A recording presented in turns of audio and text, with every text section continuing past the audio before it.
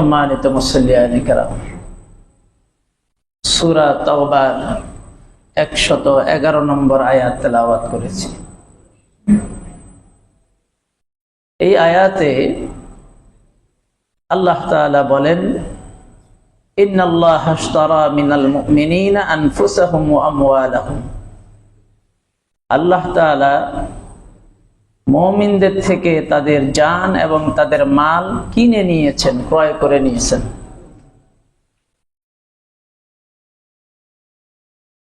বিআন্না লাহুমুল জান্নাহ, জান মাল ক্রয় করে নেওয়ার বিনিময়ে আল্লাহ তাআলা মুমিনদেরকে জান্নাত দিবেন, তাদের জন্য রয়েছে জান্নাত। ইউকাতিলুনা ফি সাবিলিল্লাহ, তারা আল্লাহর রাস্তায় যুদ্ধ করবে। ফায়াকতুলুন, আল্লাহর দুশমনদেরকে, ইসলামের দুশমনদেরকে হত্যা করবে। ওয়ায়ুকতালুন, এবং তারা নিহত হবে, শহীদ হবে। ওয়ামান আওফা ওয়া'দান আলাইহি হাক্কান ফিত তাওরাতি ওয়াল ইনজিল। ওয়া'দান আলাইহি হাক্কা, আল্লাহ তাআলার উপর এই ওয়াদাকে বাস্তবায়ন করা অবধারিত হয়ে গেছে। কোন ওয়াদা?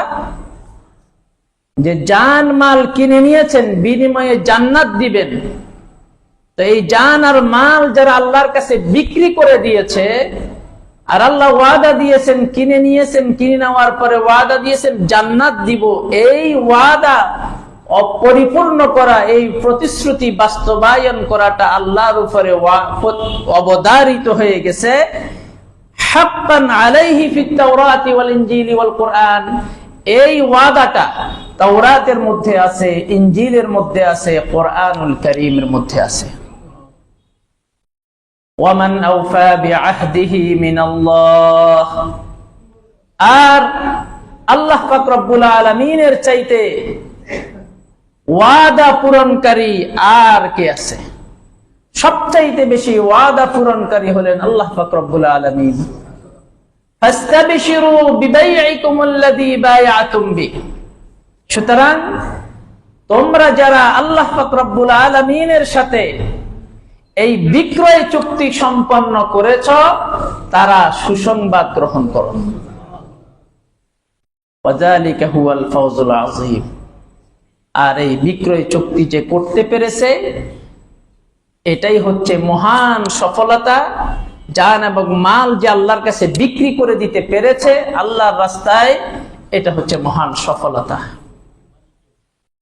এটা হচ্ছে সবচাইতে বড় বাণিজ্য, সবচাইতে বড় ব্যবসা। তো সাধারণত ক্রয় বিক্রয়ের প্রশ্ন আসলে, কিনার প্রশ্ন, বিক্রি করার প্রশ্ন, কিছু শব্দ আমাদের সামনে চলে আসে এই আয়াতের আলোকে। এক নাম্বার হচ্ছে ক্রেতা। তো এই আয়াতের আলোকে আমরা বলতে পারি আল্লাহ পাক রব্বুল আলামিন হলেন ক্রেতা। সুবহানাল্লাহ বলেন। আর বিক্রেতা হলো মুমিনগণ। দ্রব্যমূল্য কি? একটা লেনদেন যখন হয়, ক্রয় বিক্রয় যখন হয়, সেখানে আরবিতে এটাকে বলা হয় মাবি, বাংলায় বলা হয় পণ্য। এই দ্রব্য, তো এই পণ্য দ্রব্যটা কি? সেটা হলো জান আর মাল। বিক্রি কোনটা করতেছি? জান আর মাল বিক্রি করতেছি। তো বিক্রেতা যে, সে তার পণ্য বিক্রি করার পরে একটা মূল্য পায়, যেটাকে আরবিতে বলে সমন, বাংলায় বলে মূল্য। তো মূল্য কি এখানে? মূল্য হলো জান্নাত। সুবহানাল্লাহ। আর পণ্য বিক্রি হওয়ার একটা স্থান থাকে, মার্কেট, শপিং মল, বাজার। তো কোথায় বিক্রি হবে? বিক্রি হওয়ার স্থান কোথায়? জিহাদের ময়দান। কোথায়? জিহাদের ময়দান। তো এখন আমি আপনাদেরকে প্রশ্ন করি, বিক্রি হওয়ার আগে আল্লাহ পাক রব্বুল আলামিন আয়াতে বলতেছেন জান এবং মাল অলরেডি তিনি আমাদের থেকে, আমাদের জান আর মাল তিনি কিনে নিয়েছেন। তো কিনার আগে যিনি জান মাল বিক্রি করেন, যার কাছে বিক্রি করেন, যে জিনিসটা বিক্রি করেন, যিনি পণ্য বিক্রি করে তিনিও কার কাছে বিক্রি করবে, বিনিময়ে সমন কি পাবে, কি মূল্য পাবে সেটা দেখে। আবার যে কিনবে তিনিও দেখেন। উভয়ের মধ্যেই একটা দেখা দেখির বিষয় আছে, আছে কিনা ভাই? দেখা দেখির একটা বিষয় আছে। তো আমরা জান এবং মাল বিক্রি করে দিয়েছি আল্লাহ পাক রব্বুল আলামিনের কাছে। আল্লাহ পাক রব্বুল আলামিন কিনে নিয়েছেন আমাদের থেকে, বিনিময়ে আমাদেরকে জান্নাত দিবেন। যেটা বিনিময়ে যেটা পাবো সেটা হচ্ছে জান্নাত। তো এই জান্নাত কি আপনারা কখনো দেখেছেন? তো কোনো কিছু না দেখে, কোনো কিছু যাচাই বাছাই না করে কেনা বেচা করা জায়েজ আছে? পুকুরের মধ্যে মাছ আছে, একজন ব্যক্তি আপনাকে বলল এখানে 100 কেজি মাছ আছে, আপনার কাছে 10,000 টাকা বিক্রি করে দিলাম, আপনি কি সেটা কিনে নিবেন? কারণ মাছ আছে পানির ভিতরে, 100 কেজি মাছ কি দেখা যাচ্ছে? সে মুখে বলেছে। এখন এইভাবে আন্দাজের উপরে কিনলো বেচলো, এই বেচা কিনা জায়েজ আছে? কারণ একটু পরেই তো যখন জাল দিয়ে যখন মাছগুলা সেকে তুলবে, তখন 10 কেজি কম হলে তো ফিডাফিডি লাগবে, ফিডাফিডি লাগবে না? তো এই জন্য না দেখে কোনো কিছু বিক্রি করা কিনা কোনটাই ইসলামের ভিতরে বৈধ নয়। এখন আল্লাহ পাক রব্বুল আলামিনের কাছে আমরা আমাদের জান মাল বিক্রি করে দিয়েছি, কিসের বিনিময়ে? জান্নাতের বিনিময়ে। তো জান্নাতকে আমরা দেখেছি? তো না দেখে আমি আমার প্রাপ্য যেটা সেটা সম্পর্কে না জেনে না দেখে এই ধরনের লেনদেন করা জায়েজ আছে? এই জন্যই নাস্তিক যারা, ইসলামে যারা অবিশ্বাসী, তারা আমাদেরকে বলে যে আমরা অন্ধবিশ্বাসী। আমরা না দেখে না শুনে এবং সেটাকে যাচাই বাছাই না করে আমরা অন্ধবিশ্বাসী, মুখস্থের উপরে শোনার উপরে আমরা বিশ্বাস করে ফেলি, তারা আমাদেরকে দোষারোপ করতে থাকে। আমরা বলি যে আল্লাহর সাথে আমাদের সাথে যে লেনদেন হয়েছে, জান এবং মাল বিক্রির যে লেনদেন হয়েছে, বিনিময় যেটা পাবো সেটা আমরা না দেখে হয় নাই, দেখা দেখির মাধ্যমে হয়েছে। বলেন সুবহানাল্লাহ। দেখা দেখির মাধ্যমে হয়েছে। তো কিভাবে হলো? আমাদের এই এলাকায় কোন মেয়ের বিয়ে শাদী হলে, বিয়ে শাদী যখন পাকাপুক্ত হবে, পাকাপুক্ত হওয়ার আগে মেয়ের অভিভাবক ছেলের বাড়িঘর দেখতে যায়। তো দেখতে গিয়ে এই ধরনের ঘটনা খুব কমই আছে যে পাত্রী নিজেই ছেলের বাড়িঘর যাচাই বাছাই করতে যায়। এটা কি হয় কখনো?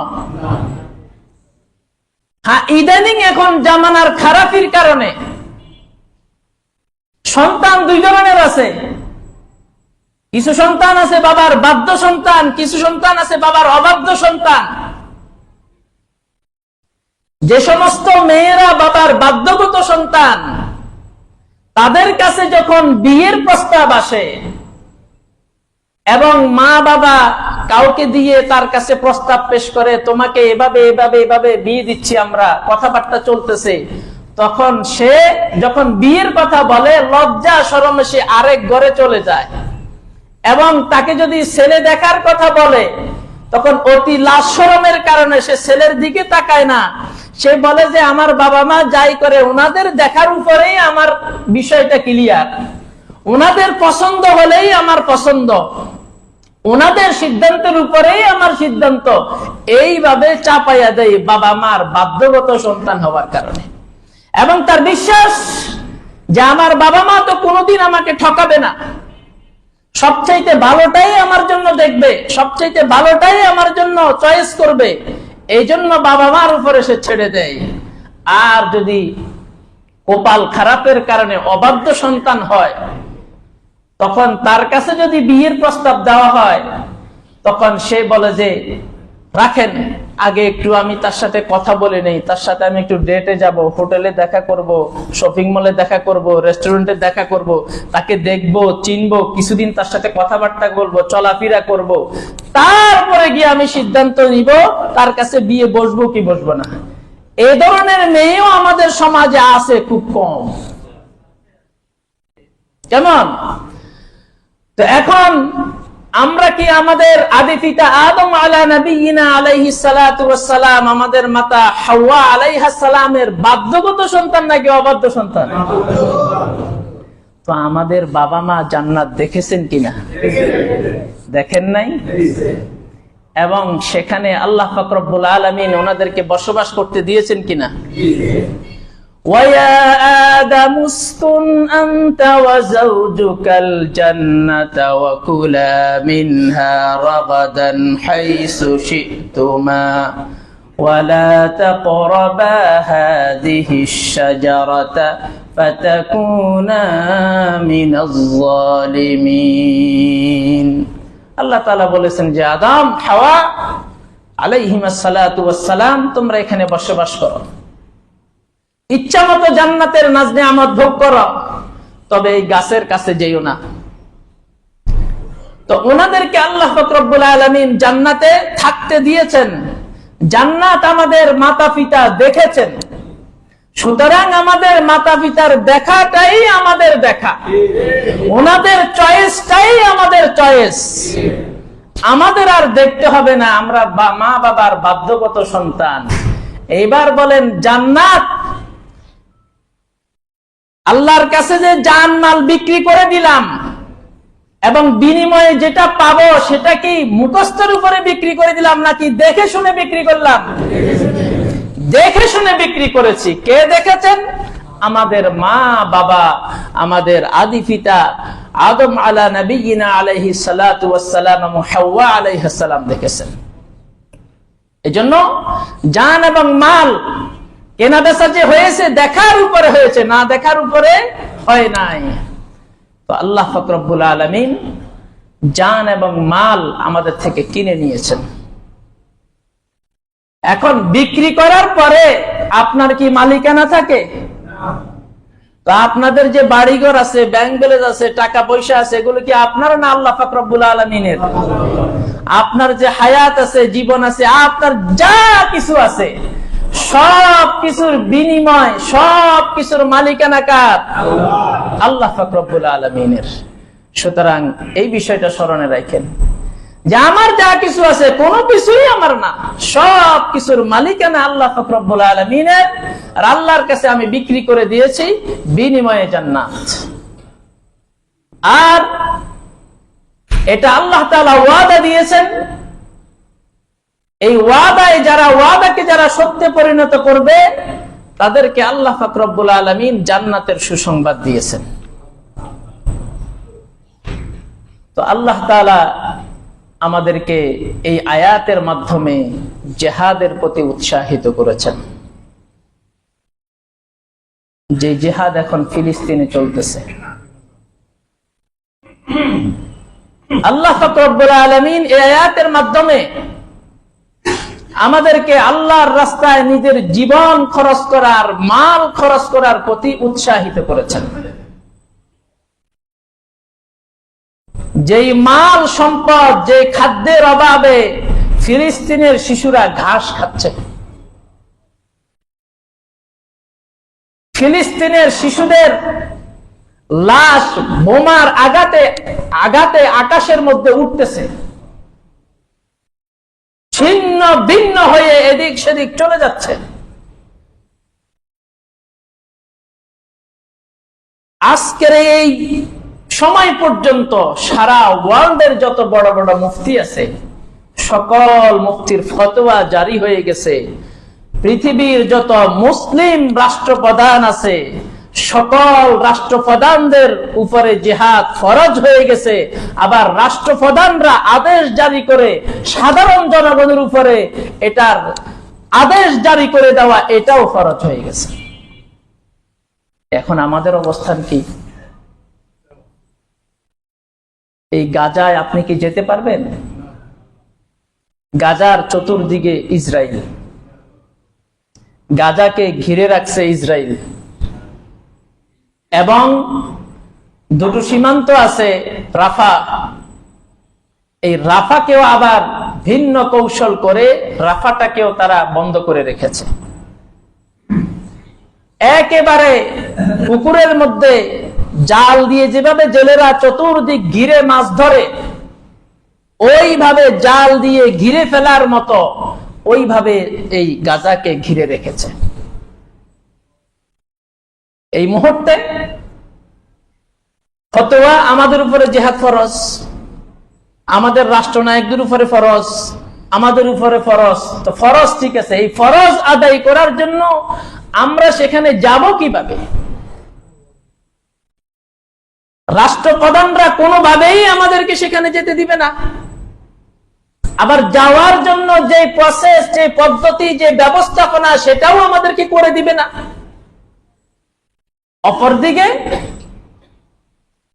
ভারতের পার্লামেন্টের সদস্য ঘোষণা দিচ্ছে, পার্লামেন্টের মাধ্যমে সংসদ সদস্যদেরকে সামনে রেখে, যে ফিলিস্তিনের বিরুদ্ধে আমাদের 6500 যুবক ইসরায়েলের হয়ে ফিলিস্তিনের বিরুদ্ধে কি করতেছে? যুদ্ধ করতেছে।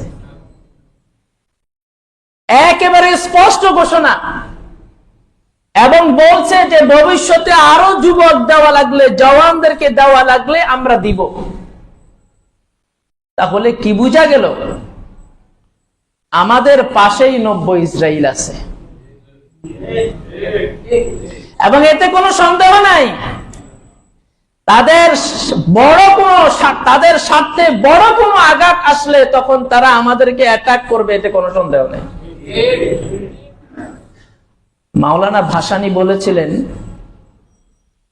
মাওলানা ভাসানী, এই নেতার ব্যাপারে কারো কি কোনো দ্বিমত আছে?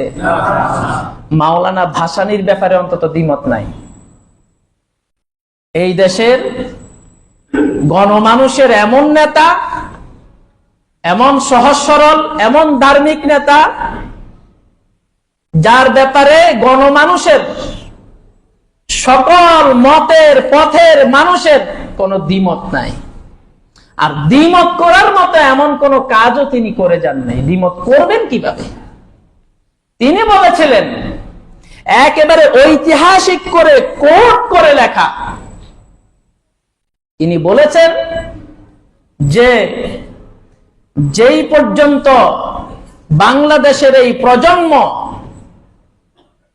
ভারতকে শত্রু মনে করতে না পারবে, ততদিন পর্যন্ত সেই বাংলাদেশের সার্থক নাগরিক হতে পারবে না। তিনি বলেছেন, সেই কবেকার নেতা, সেই কত আগের নেতা তিনি বলেছেন। তো আজকে এই সংকটাপন্ন মুহূর্তে আমাদের করণীয় কি? আমরা কিছু মানুষ, কিছু ভাই, সকল দলের মানুষ, সকল মতের মানুষ, আমরা রাস্তায় ফেস্টুন, ব্যানার, ফিলিস্তিনের পতাকা গলায় জড়িয়ে আমরা প্রতিবাদ করছি। এবং ফাঁকে আপনাদেরকে দাওয়াত দিয়ে রাখি, 12 তারিখ সোহরাওয়ার্দী উদ্যানে দল মত নির্বিশেষে সকল ঘরানার মানুষ সেখানে একত্রিত হবে। সকল মতের, সকল পথের মানুষ সেখানে একত্রিত হবে। আপনারাও সেখানে যাবেন ইনশাআল্লাহ, বলেন।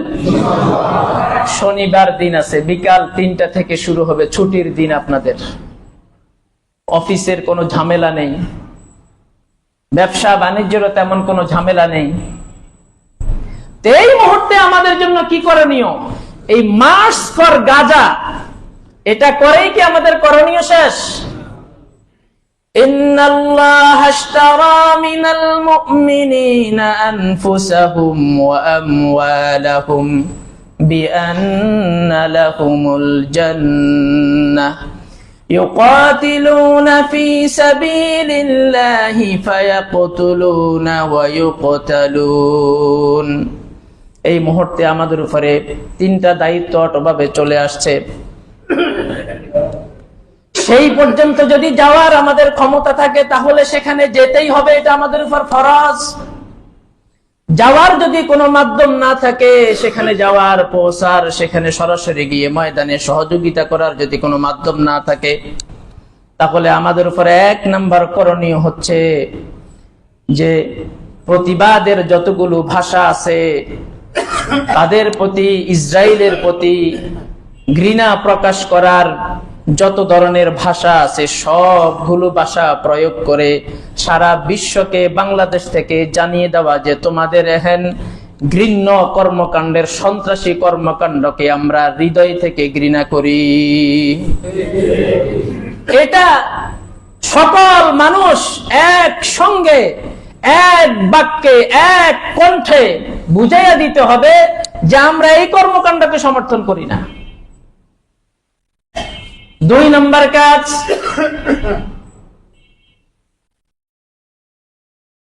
আমরা যারা শেষ রাত্রে তাহাজ্জুদের জন্য উঠি, অনেক ভাই আছেন তাহাজ্জুদের নামাজ পড়ে,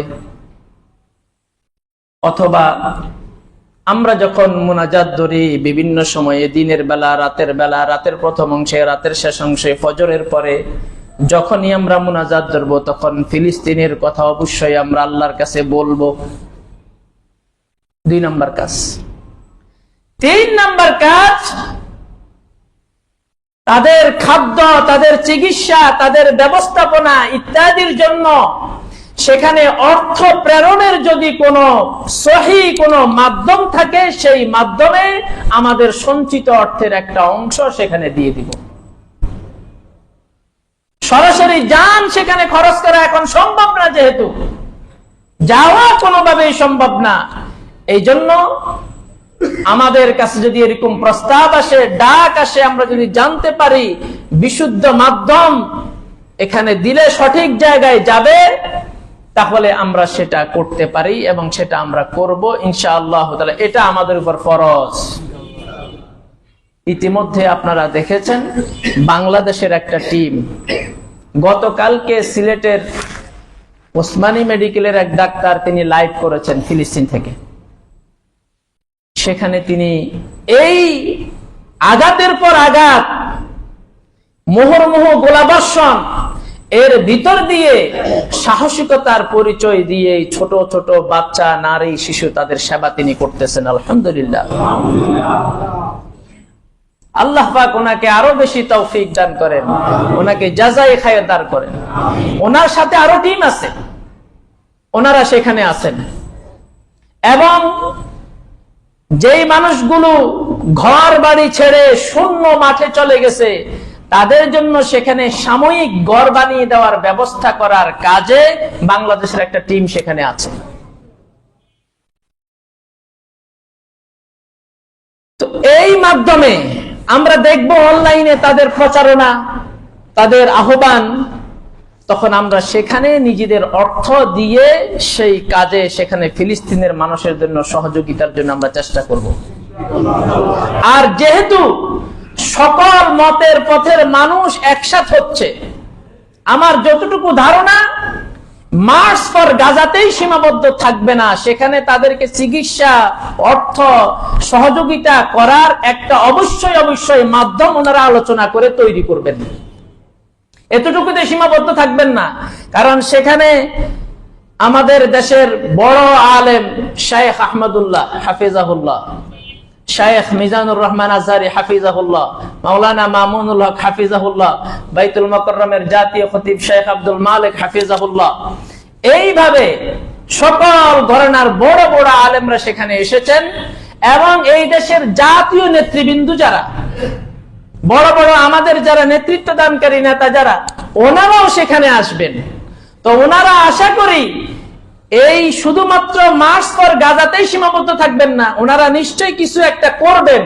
তো করার পরে আমাদেরকে ডাক দিবেন যে আপনারা এইভাবে সহযোগিতা করেন। যখন সহযোগিতার জন্য ডাক দিবে তখন আমরা সকলেই সেখানে শরীক থাকবো ইনশাআল্লাহ। কে কে রাজি আছে হাতটা তুলে আল্লাহকে দেখাই, আল্লাহকে খুশি করে দেন। আল্লাহ সবাইকে আল্লাহ কবুল করেন।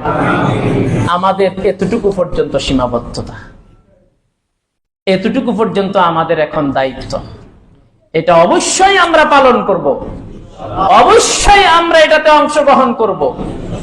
আর কালকে যারা আগামীকাল বিকাল 3টায় সোহরাওয়ার্দী উদ্যানে যারা যাবেন, উদ্যানে যাওয়ার সময় কিছু বিষয় লক্ষণীয়। 1 নাম্বার, কোন ধরনের বিশৃঙ্খলা কাজে আপনি যেমন জড়িত হবেন না, কাউকে জড়িত হতে দিবেন না। কেউ করতে লাগলেই সাথে সাথে প্রশাসনের সহযোগিতা, প্রশাসনকে খবর দেওয়া, প্রশাসনকে টেনে নিয়ে আসা। কারণ আপনারা দেখেছেন কিনা, এই মার্চ ফর গাজা করতে গিয়ে বাটা দোকানে গিয়ে যে হামলা করছে, দেখেছেন কিনা? কত বড় লজ্জার। সারা বিশ্ব দেখে বলবে, হায়রে বাঙালি, জুতা চুরি আর বন্ধ করলি না।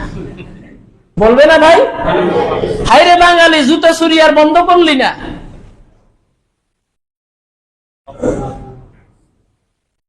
সারা ওয়ার্ল্ডের অনেক রাষ্ট্রে চোর নাই। একেবারে পাশের দেশের কলকাতা আমার এক ওস্তাদ গিয়েছেন, উনি বলতেছেন জুতা রেখে চলে আসলাম, 2 দিন পরে যাওয়ার পরে দেখি যে ওই জুতা এখনো সেখানে মসজিদের সামনে পড়ে আছে, পরে আমি পায়ে দিয়ে চলে আসছি। আর আমাদের এই আবু বকর মসজিদে হলে বাটা জুতা থাকবে, সালাম ফিরানোর আগে আগে গায়ে। সংশোধন হতে পারলাম না। ওই কুমিল্লা থাকতে সবে কদরের সময় আমরা ভালো হয়ে যাওয়ার জন্য ওয়াজ করতেছিলাম। তো ওয়াজ করে মুনাজাত করে দেখি যে আমার জুতাটাই নাই।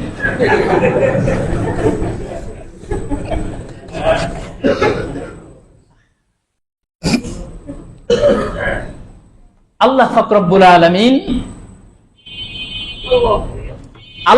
আল্লাহর রাসূল, আল্লাহ তাআলা এবং আল্লাহর রাস্তায় জিহাদ করা, এই 3টা বিষয় আমাদের কাছে সবচাইতে বেশি প্রিয় হতে হবে। যদি প্রিয় না হয় তাহলে কি হবে? কুল ইন কানা আবাউকুম ওয়া আবনাউকুম ওয়া ইখওয়ানুকুম ওয়া আজওয়াজুকুম, আল্লাহ পাক রব্বুল আলামিন নবী আপনি বলে দেন, যদি তোমাদের মাতা-পিতা, তোমাদের ছেলে সন্তান, তোমাদের ভাই, তোমাদের স্ত্রী, তোমাদের গোত্র, তোমাদের ধনসম্পদ যেগুলি তোমরা কামাই করেছো, এবং ওয়াতিজারাতুন তাখশাউনা কাসাদা, ওই ব্যবসা যেই ব্যবসায় মন্দার তোমরা ভয় করো, এবং তোমাদের সেই বাড়ি, ঘরবাড়ি, বিল্ডিং, ফ্ল্যাট বাড়ি যেটাকে তোমরা খুব বেশি পছন্দ করো, এগুলির চাইতে যদি আল্লাহ এবং আল্লাহর রাসূল এবং আল্লাহর রাস্তায় জিহাদ করা যদি তোমাদের কাছে প্রিয় না হয়, তাহলে ফাতারাব্বাসু, তোমরা অপেক্ষা করো আল্লাহর আযাবের জন্য। এই মুহূর্তে ফিলিস্তিনের মানুষের পাশে দাঁড়ানো, ফিলিস্তিনের মানুষের জন্য কান্নাকাটি করা, দোয়া করা, তাদেরকে সহযোগিতা করা, তাদের জন্য সমবেদনা জ্ঞাপন করা, এবং যারা তাদেরকে নির্যাতন করছে তাদের প্রতি কঠোরতা প্রদর্শন করা, এটা যদি আমরা করতে না পারি, বাংলাদেশের মানুষ এটাকে যদি অন্যভাবে ব্যাখ্যা করার চেষ্টা করি, তো ইসরায়েল কিন্তু আল্লাহ তৈরি করে রাখছে।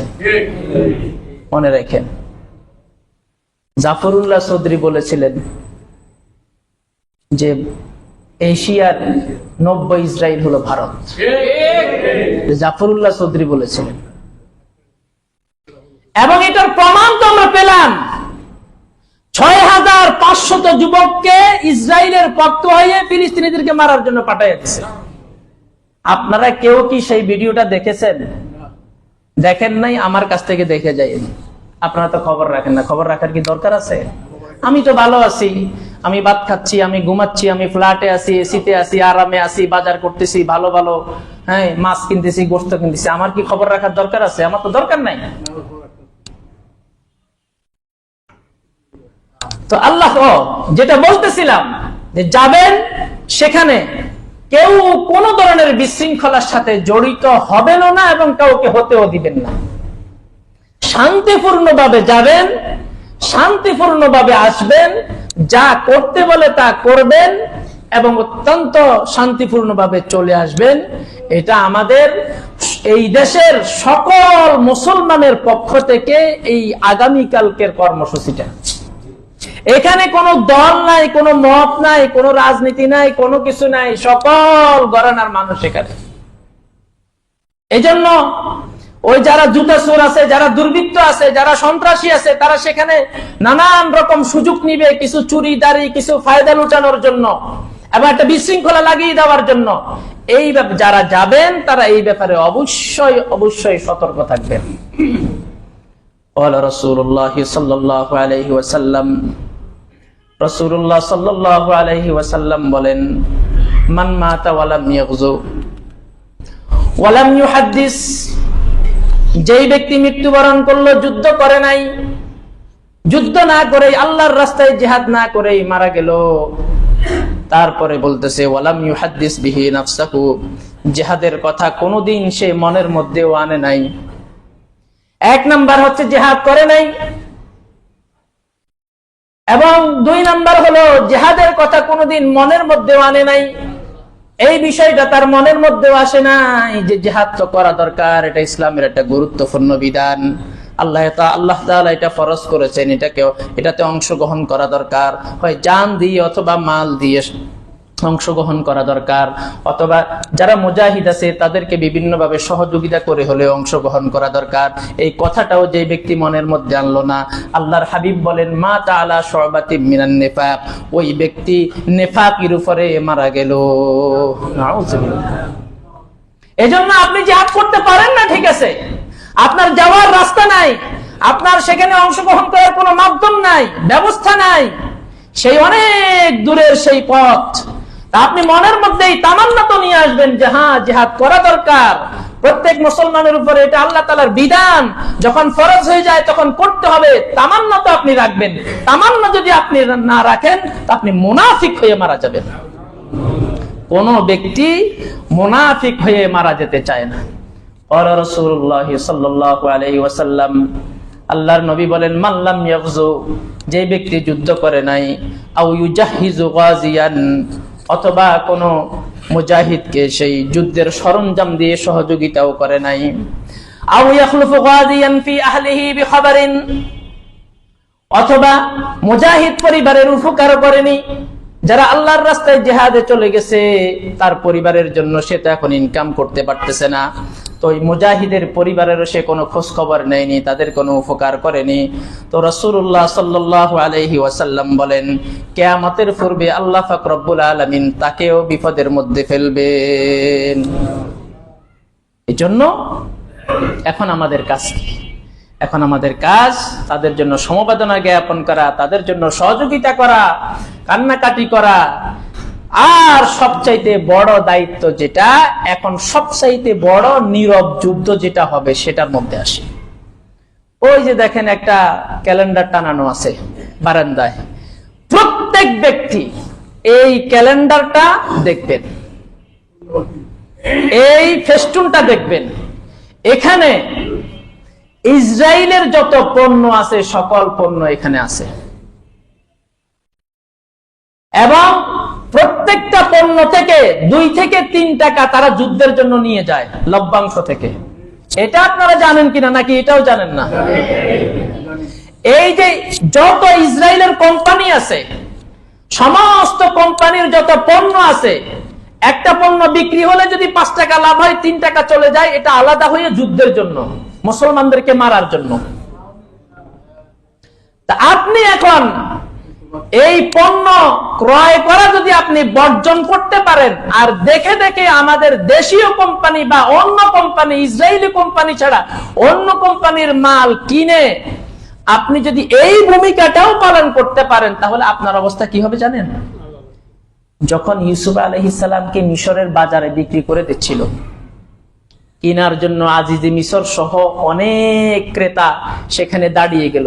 তো সেখানে এক বুড়ি আসছে ইউসুফ আলাইহিস সালামকে কেনার জন্য, সুতা নিয়ে, কি নিয়া? তো তখন জীবনীর মধ্যে আসছে যে বুড়িকে প্রশ্ন করা হলো, সুতা দিয়ে কি আপনি ইউসুফ আলাইহিস সালামকে কিনতে পারবেন? যেখানে আজিজে মিশর আছে, বড় বড় লোকরা দাঁড়িয়ে গেছে, রাজপুত্রের মতো চেহারা, বিউটিফুল ইউসুফ আলাইহিস সালামের চেহারা, এই বাচ্চা দেখে সবাই পাগল হয়ে গেছে এটা কেনার জন্য। আপনি সুতা দিয়ে কি এটাকে কিনতে পারবেন? দিনার দিরহামের বস্তা নিয়ে দাঁড়িয়ে আছে, আপনি কি কেন আসলেন এখানে? তখন বুড়ি কি উত্তর দিয়েছে জানেন? বুড়ি বলেছিল যে আমি চিনেছি এই বাচ্চাটাকে, তো আমি যাতে আল্লাহর কাছে বলতে পারি যে আমিও তাকে ঘৃণার কাতারে শামিল হয়েছিলাম, তা আপনি যাতে বলতে পারেন আল্লাহ আমি বাংলাদেশে ছিলাম, আমার সেখানে পৌঁছার কোনো সাধ্য ছিল না, আমি অন্তত এটা করেছি, ইসরায়েলের কোন পণ্য কিনে মুসলমানদেরকে মারার কাছ থেকে আমি বিরত থেকেছি, তাদেরকে এই অর্থের যোগানদাতা হওয়া থেকে আমি বিরত থেকেছি, এটা অন্তত আমি করেছি আল্লাহ। এই কাজ অবশ্যই সকলে কে কে করবেন? হাত তোলেন। এটা হলো সময়ের সবচাইতে বড় জিহাদ এই বাংলাদেশের মানুষের জন্য। ফিলিস্তিনের পক্ষে ইসরায়েলের বিরুদ্ধে সবচাইতে বড় ক্যাম্পেইন হলো এটা। মাস পর গাজাতে এটা সাময়িক সময়ের জন্য, দীর্ঘমেয়াদী এটা যদি আপনারা করতে পারেন তো দেখবেন তাদের অর্থনীতি যখন মন্দা চলে আসবে, পঙ্গু হয়ে যাবে, তখন তারা আর এই এত কিছু করতে পারবে না।